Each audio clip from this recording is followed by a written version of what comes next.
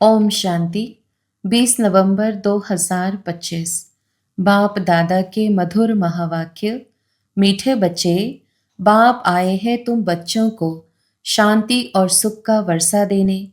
तुम्हारा स्वधर्म ही शांत है, इसलिए तुम शांति के लिए भटकते नहीं हो। प्रश्न: अभी तुम बच्चे 21 जन्मों के लिए अखूट खजानों में वजन करने योग्य बनते हो, क्यों?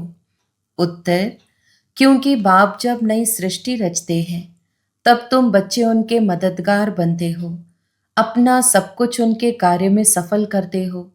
इसलिए बाप उसके रिटर्न में 21 जन्मों के लिए तुम्हें अखूट खजानों में ऐसा वजन करते हैं जो कभी धन भी नहीं खुटता, दुख भी नहीं आता, अकाली मृत्यु भी नहीं होती। गीत। मुझको सहारा देने वाले। ओम शांति। मीठे मीठे रूहानी बच्चों को ओम का अर्थ तो सुनाया है। कोई कोई सिर्फ ओम कहते हैं, परंतु कहना चाहिए ओम शांति। सिर्फ ओम का अर्थ निकलता है ओम आत्मा। ओम शांति का अर्थ है मैं आत्मा शांत स्वरूप हूँ। हम आत्मा है, यह हमारा शरीर है। पहले है आत्मा, पीछे है शरीर। आत्मा शांत स्वरूप है, उनका निवास स्थान है शांति धाम। बाकी कोई जंगल में जाने से सच्ची शांति नहीं मिलती है। सच्ची शांति मिलनी ही तब है जब घर जाते हैं। दूसरा शांति चाहते हैं जहाँ अशांति है। यह अशांति का दुख धाम विनाश हो जाएगा, फिर शांति हो जाएगी। तुम बच्चों को शांति का वर्षा मिल जाएगा। वहाँ ना घर में ना बाहर राजधानी में अशांति होती। उसको कहा जाता है शांति का राज्य। यहाँ है अशांति का राज्य, क्योंकि रावण राज्य है। वह है ईश्वर का स्थापन किया हुआ राज्य। फिर द्वापर के बाद आसुरी राज्य होता है। असुरों को कभी शांति होती नहीं। घर में, दुकान में, जहां तहां अशांति ही अशांति होगी। 5 विकार रूपी रावण अशांति फैलाते हैं। रावण क्या चीज है, यह कोई भी विद्वान पंडित आदि नहीं जानते, समझते नहीं है। हम वर्ष वर्ष रावण को क्यों मारते हैं? सतयुग त्रेता में यह रावण होता ही नहीं। वह है ही दैवी राज्य। ईश्वर बाबा दैवी राज्य की स्थापना करते हैं तुम्हारे द्वारा, अकेले तो नहीं करते हैं। तुम मीठे मीठे बच्चे ईश्वर के मददगार हो। आगे थे रावण के मददगार, अब ईश्वर आकर सर्व की सद्गति कर रहे हैं। पवित्रता, सुख, शांति की स्थापना करते हैं। तुम बच्चों को ज्ञान का अब तीसरा नेत्र मिला है। सतयुग त्रेता में दुख की बात नहीं, कोई गाली आदि नहीं देते, गंध नहीं खाते। यहाँ तो देखो गंध कितना खाते हैं। दिखाते हैं श्री कृष्ण को गौएं बहुत प्यारी लगती थी। ऐसे नहीं कि श्री कृष्ण कोई ग्वाला था, गौ की पालना करते थे। नहीं, वहाँ की गौ और यहाँ की गौ में बहुत बहुत फर्क है। वहाँ की गाय सतो प्रधान बहुत सुंदर होती है। जैसे सुंदर देवताएं वैसे गायें। देखने से ही दिल खुश हो जाए। वह है ही स्वर्ग, यह है नर्क। सभी स्वर्ग को याद करते हैं। स्वर्ग और नर्क में रात दिन का फर्क है। रात होती है अंधियारी, दिन में है सोझरा। ब्रह्मा का दिन गोया ब्रह्मा वंशियों का भी दिन हो जाता। पहले तुम भी घोर अंधियारी रात में थे। इस समय भक्ति का कितना जोर है। महात्मा आदि को सोने में वजन करते रहते, क्योंकि शास्त्रों के बहुत विद्वान हैं। उन्हों का प्रभाव इतना क्यों है, यह भी बाबा ने समझाया है। झाड़ में नए नए पत्ते निकलते हैं तो सतो प्रधान है। ऊपर से नई सोल आएगी तो जरूर उनका प्रभाव होगा ना अल्पकाल के लिए। सोने अथवा हीरो में वजन करते हैं, परंतु यह तो सब खलास हो जाने हैं। मनुष्यों के पास कितने लाखों के मकान हैं, समझते हैं हम तो बहुत साहूकार हैं। तुम बच्चे जानते हो यह साहूकारी बाकी थोड़े समय के लिए है। यह सब मिट्टी में मिल जाएंगे, किनकी दबी रही धूल में। बाप स्वर्ग की स्थापना करते हैं, उसमें जो लगाते हैं उन्हों को 21 जन्मों के लिए हीरो जवाहरों के महल मिलेंगे। यहाँ तो एक जन्म के लिए मिलता है, वहां तुम्हारा 21 जन्म चलेगा। इन आंखों से जो कुछ देखते हो, शरीर सहित सब भस्म हो जाना है। तुम बच्चों को दिव्य दृष्टि द्वारा साक्षात्कार भी होता है। विनाश होगा, फिर इन लक्ष्मी नारायण का राज्य होगा। तुम जानते हो, हम अपना राज्य भाग्य फिर से स्थापन कर रहे हैं। 21 पीढ़ी राज्य किया, फिर रावण का राज्य चला। अब फिर बाप आया है। भक्ति मार्ग में सब बाप को ही याद करते हैं। गायन भी है, दुख में सुमिरन सब करे। बाप सुख का वर्षा देते हैं, फिर याद करने की दरकार नहीं रहती। तुम मात पिता, अब यह तो माँ बाप होंगे अपने बच्चों के। यह है पारलौकिक मात पिता की बात। अभी तुम यह लक्ष्मी नारायण बनने के लिए पढ़ते हो। स्कूल में बच्चे अच्छा पास होते हैं तो फिर टीचर को इनाम देते हैं। अब तुम उनको क्या इनाम देंगे? तुम तो उनको अपना बच्चा बना लेते हो जादूगरी से। दिखलाते हैं श्री कृष्ण के मुख में माँ ने देखा माखन का गोला। अब श्री कृष्ण ने तो जन्म लिया सतयुग में। वह तो माखन आदि नहीं खाएंगे, वह तो है ही विश्व का मालिक। तो यह किस समय की बात है? यह है अभी संगम की बात। तुम जानते हो, हम यह शरीर छोड़ बच्चा जाए बनेंगे, विश्व का मालिक बनेंगे। दोनों क्रिश्चियन आपस में लड़ते हैं और माखन मिलता है तुम बच्चों को। राजाई मिलती है ना, जैसे वो लोग भारत को लड़ाकर मक्खन खुद खा गए। क्रिश्चियंस की राजधानी पौन हिस्से में थी, पीछे आहिस्ते आहिस्ते छूटती गई है। सारे विश्व पर सिवाय तुम्हारे कोई राज्य कर न सके। तुम अभी ईश्वरीय संतान बने हो। अभी तुम ब्रह्मांड के मालिक और विश्व के मालिक बनते हो। विश्व में ब्रह्मांड नहीं आया, सूक्ष्म वतन में भी राजाई नहीं है। सतयुग त्रेता, यह चक्र यहाँ स्थूल वतन में होता है। ध्यान में आत्मा कहाँ जाती नहीं। आत्मा निकल जाए तो शरीर खत्म हो जाए। यह सब है साक्षात्कार। रिद्धि सिद्धि द्वारा ऐसे भी साक्षात्कार होते हैं जो यहाँ बैठे विलायत की पार्लियामेंट आदि देख सकते हैं। बाबा के हाथ में फिर है दिव्य दृष्टि की चाबी। तुम यहाँ बैठे लंदन देख सकते हो। औजार आदि कुछ नहीं जो खरीद करना पड़े। ड्रामा अनुसार उस समय पर वह साक्षात्कार होता है जो ड्रामा में पहले से ही नूंद है। जैसे दिखाते हैं, भगवान ने अर्जुन को साक्षात्कार कराया। ड्रामा अनुसार उनको साक्षात्कार होना था, यह भी नोंद है। कोई की बड़ाई नहीं है, यह सब ड्रामा अनुसार होता है। श्री कृष्ण विश्व का प्रिंस बनता है, गोया मक्खन मिलता है। यह भी कोई जानते नहीं कि विश्व किसको, ब्रह्मांड किसको कहा जाता है। ब्रह्मांड में तुम आत्माएं निवास करती हो। सूक्ष्म वतन में आना जाना, साक्षात्कार आदि इस समय होता है। फिर 5000 वर्ष सूक्ष्म वतन का नाम नहीं होता। कहा जाता है ब्रह्मा देवताय नमः, फिर कहते हैं शिव परमात्माय नमः। तो सबसे ऊंच हो गया ना, उनको कहा जाता है भगवान। वह देवताएं हैं मनुष्य, परंतु दैवी गुण वाले हैं। बाकी 4 भुजा वाले मनुष्य होते नहीं, वहां भी 2 भुजा वाले ही मनुष्य होते हैं, परंतु संपूर्ण पवित्र। अपवित्रता की बात नहीं। अकाले मृत्यु कभी होती नहीं, तो तुम बच्चों को बहुत खुशी रहनी चाहिए। हम आत्मा इस शरीर द्वारा बाबा को तो देखें।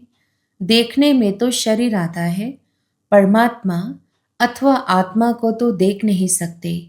आत्मा और परमात्मा को जानना होता है। देखने लिए फिर दिव्य दृष्टि मिलती है, और सब चीजें दिव्य दृष्टि से बड़ी देखने में आएंगी। राजधानी बड़ी देखने में आएंगी। आत्मा तो है ही बिंदी, बिंदी को देखने से तुम कुछ भी नहीं समझेंगे। आत्मा तो बहुत महीन है। बहुत डॉक्टर सादी ने कोशिश की है आत्मा को पकड़ने की, परंतु किसको पता नहीं पड़ता। वो लोग तो सोने हीरो में वजन करते हैं। तुम जन्म जन्मांतर पदमपति बनते हो। तुम्हारा बाहर का शो जरा भी नहीं। साधारण रीति इस रथ में बैठ पढ़ाते हैं। उनका नाम है भागीरथ। यह है पतित पुराना रथ जिसमें बाप आकर ऊंचते ऊंच सर्विस करते हैं। बाप कहते हैं मुझे तो अपना शरीर है नहीं। मैं जो ज्ञान का सागर प्रेम का सागर हूं, तो तुमको वर्षा कैसे दूं? ऊपर से तो नहीं दूंगा। क्या प्रेरणा से पढ़ाऊंगा? जरूर आना पड़ेगा ना। भक्ति मार्ग में मुझे पूजते हैं। सबको प्यारा लगता हूँ। गांधी नेहरू का चित्र प्यारा लगता है। उनके शरीर को याद करते हैं। आत्मा जो अविनाशी है, उसने तो जाकर दूसरा जन्म लिया। बाकी विनाशी चित्र को याद करते हैं। वह भूत पूजा हुई ना, समाधि बनाकर उन पर फूल आदि बैठ चढ़ाते हैं। यह है यादगार। शिव के कितने मंदिर हैं? सबसे बड़ा यादगार शिव का है ना।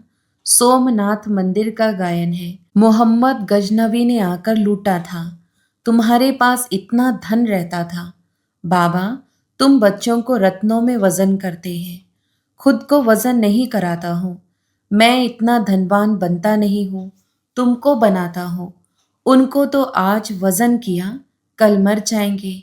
धन कोई काम नहीं आएगा। तुमको तो बाप अखूट खजाने में ऐसा वजन करते हैं जो 21 जन्म साथ रहेगा। अगर श्रीमत पर चलेंगे तो वहां दुख का नाम नहीं। कभी अकाले मृत्यु नहीं होती। मौत से डरेंगे नहीं। यहाँ कितना डरते हैं, रोते हैं। वहाँ कितनी खुशी होती है। जाकर प्रिंस बनेंगे। जादूगर, सौदागर, रत्नागर, यह शिव परमात्मा को कहा जाता है। तुमको भी साक्षात्कार कराते हैं। ऐसे प्रिंस बनेंगे। आजकल बाबा ने साक्षात्कार का पार्ट बंद कर दिया है। नुकसान हो जाता है। अभी बाप ज्ञान से तुम्हारी सद्गति करते हैं। तुम पहले जाएंगे सुख धाम, अभी तो है दुख धाम।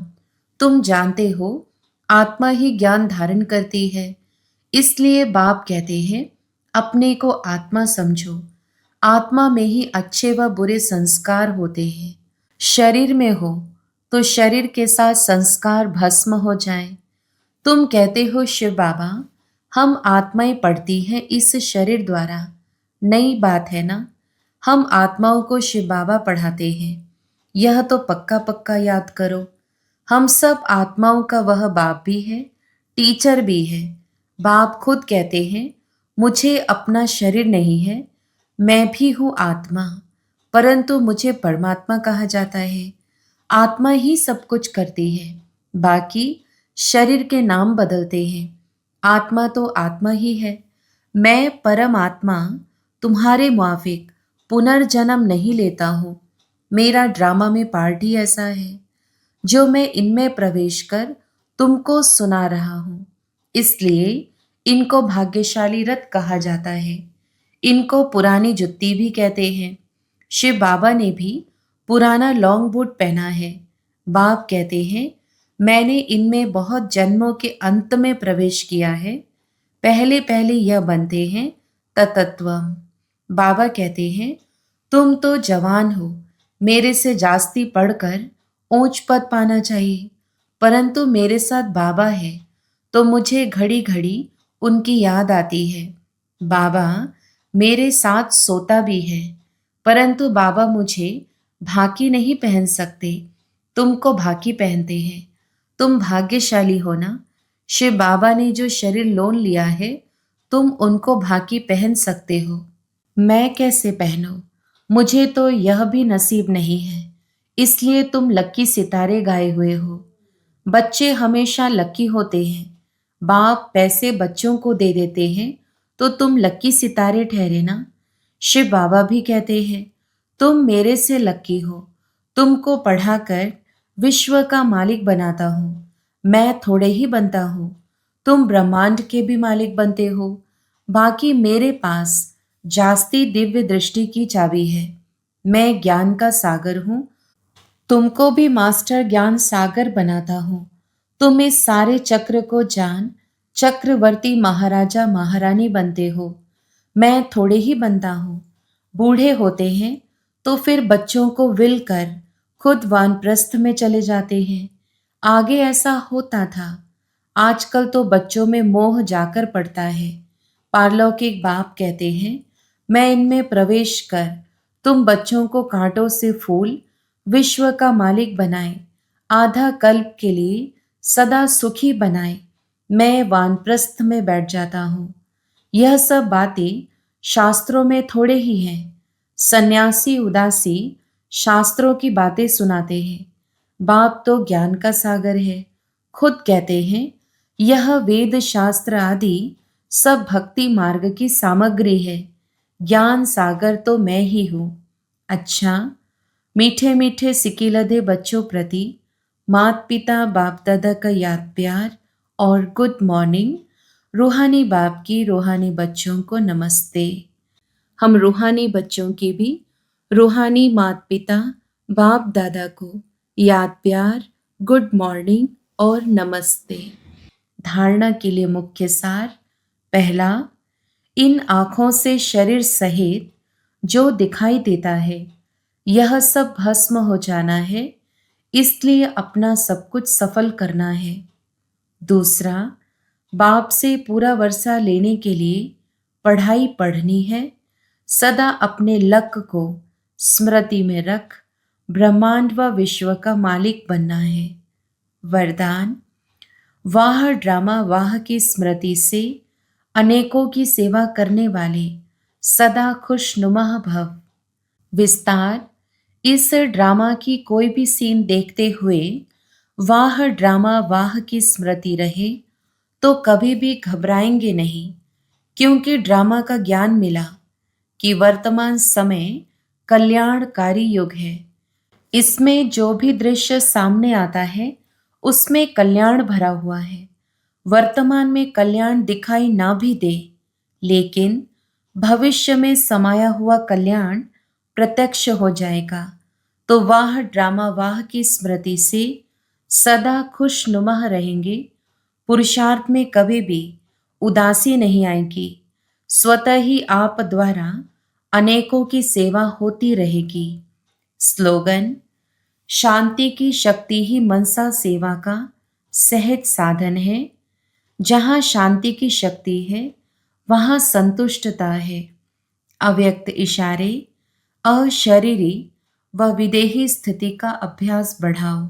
जितना अव्यक्त लाइट रूप में स्थित होंगे उतना शरीर से परे का अभ्यास होने के कारण यदि 2-4 मिनट भी अशरीरी बन जाएंगे तो मानो जैसे कि 4 घंटे का आराम कर लिया। ऐसा समय आएगा जो नींद के बजाय 4-5 मिनट अशरीरी बन जाएंगे और शरीर को आराम मिल जाएगा। लाइट स्वरूप के स्मृति को मजबूत करने से हिसाब किताब चुक्त करने में भी लाइट रूप हो जाएंगे। अच्छा, ओम शांति।